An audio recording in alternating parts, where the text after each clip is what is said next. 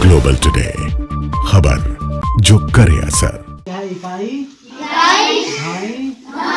सैकड़ा।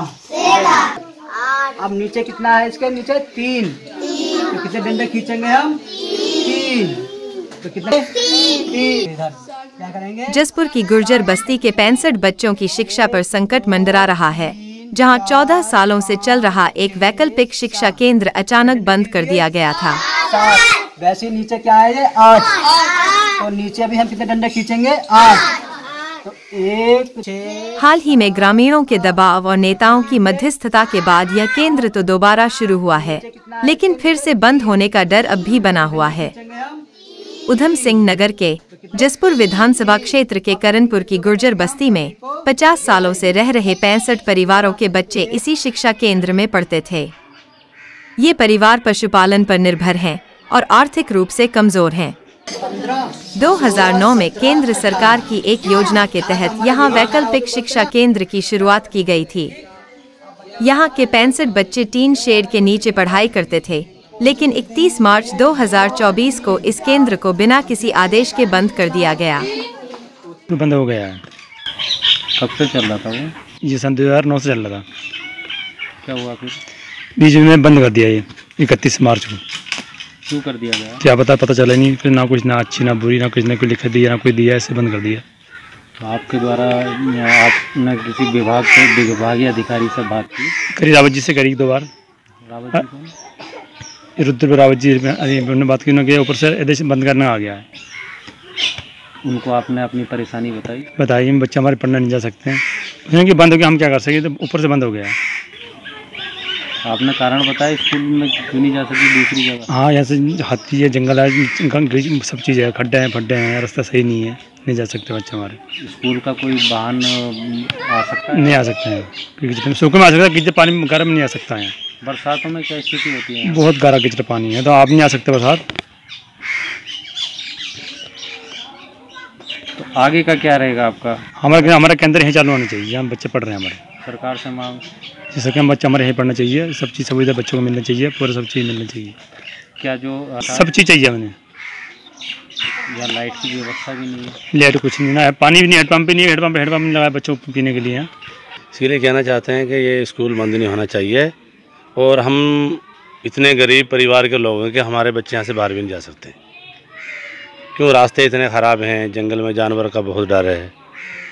तो इसीलिए हम कहते हैं, हमारी सरकार से ये रिक्वेस्ट है कि हमारे बच्चों की पढ़ाई चलती रहे, और उसके साथ साथ में यहाँ पढ़ाई होने के बाद भी कोई व्यवस्था नहीं है, स्कूल का कोई टीन शेड नहीं है, पानी के लिए कोई नल नहीं है। तो इसके लिए हम सरकार से मांग करें कि हमारा जो स्कूल है ऐसे चलता रहे। स्थानीय विधायक आदेश चौहान और उपजिलाधिकारी से ग्रामीणों ने मुलाकात की और अपनी परेशानी बताई। इसके बाद केंद्र को पुनः चालू करने का आदेश मिला, लेकिन अभी भी इस केंद्र का भविष्य अनिश्चित है। डाम क्षेत्र के पास हमारा गुर्जर बस्ती है वन विभाग में, तो उसमें 65 बच्ची लड़का लड़की थे।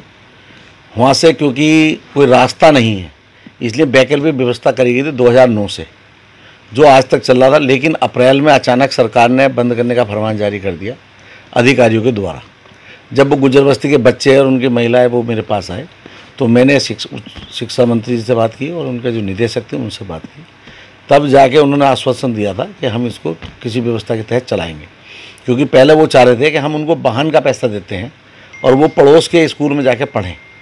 लेकिन वहाँ मैंने जब उनसे कहा कि वाहन तो आप उनको पैसा तो दे देंगे, लेकिन जब वहाँ सड़क या रास्ता ही नहीं है जाने का, तो वो अपनी लड़कियों को पढ़ने से बैठा लेंगे। जंगल के रास्ते से कोई अपनी बेटी को भेजना नहीं चाहता, वो गरीब लोग हैं। शिक्षा अधिकारी का कहना है कि सरकार का उद्देश्य बच्चों को स्थायी विद्यालयों में पढ़ाना है। पहले ये जहाँ पर विद्यालय नहीं थे वहाँ पर हमने वैकल्पिक रूप से कुछ केंद्र बनाए थे, लेकिन गवर्नमेंट ऑफ इंडिया का या हमारी सरकार का ये है कि अस्थायी रूप से विद्यालय हों और बच्चों का पठन पाठन भी अस्थायी विद्यालय में कराया जाए। तो इसे तो जो जिस बस्ती की बात कर रहे हैं, जसपुर में गुर्जर बस्ती में, वहाँ पर एक केंद्र चलता था, तो हमने उसको जो निकटस्थ हमारे प्राइमरी स्कूल हैं या जूनियर हाई स्कूल हैं, उसमें हमने उनको इनरोल करने का कहा है कि आप फलां स्कूल में जो उनके नज़दीकी विद्यालय वहाँ जा कर के उनका आप रजिस्ट्रेशन करा दो और अपना वहीं पढ़ाई लिखाई शुरू कर लीजिए। लेकिन गुर्जर बस्ती से निकटतम विद्यालय लगभग 6 से 7 किलोमीटर दूर है। रास्ते में जंगली जानवरों का खतरा और खराब सड़कें हैं, जिससे बच्चों के लिए वहां जाना मुश्किल हो जाता है। तो बढ़िया शिक्षा चाहते हैं, जिससे हमारे बच्चे बढ़िया कामयाब हो जाए, बढ़िया पढ़ाई यहीं पे हो जाए। वहाँ से हमारे बच्चे जा नहीं पाते हैं, हमारे इसी सुविधा नहीं है कोई वहाँ पहुँच जाए। हमारे बच्चे यहीं पढ़ सकते हैं। हमारे बच्चे किनारा है, जंगल का रास्ता, हाथी का भी डर है, शेर का भी डर है, और रास्ता भी नहीं है ठीक। सरकार से यही योजना चाहते हैं कि हमारा स्कूल यहीं रहे। बाहर नहीं जाएंगे, हमारे बच्चे यहीं पढ़े हैं। बाहर तो हमारे बच्चे जा ही नहीं सकते। क्या कारण है, क्यों नहीं जा सकते हैं बच्चे? यही रास्ता भी सही नहीं है, रास्तों में भी खड्डे हैं और जंगल में जानवरों का खतरा है।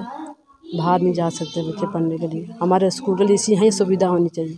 यहाँ पे बच्चे तो जा नहीं सकते क्योंकि बहुत घेरे घेरे रास्ते में खड्डे हैं। अगर कोई वाहन जाता भी, अगर पलट जाता है तो दुर्घटना होने की पूरी संभावना है।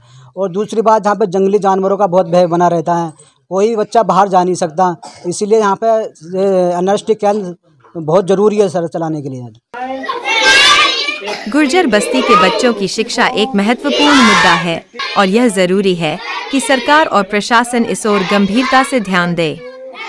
शिक्षा केंद्र बंद होने से बच्चों का भविष्य अंधकारमय हो सकता है और यह समाज के उन तबकों की अनदेखी का प्रतीक है जिन्हें शिक्षा की सबसे ज्यादा जरूरत है। क्या सरकार इन बच्चों की शिक्षा की जिम्मेदारी लेगी? आपके विचार हमें कमेंट में बताएं। Sameer Shaikh, Uttarakhand, Global Today. Global Today, खबर जो करे असर।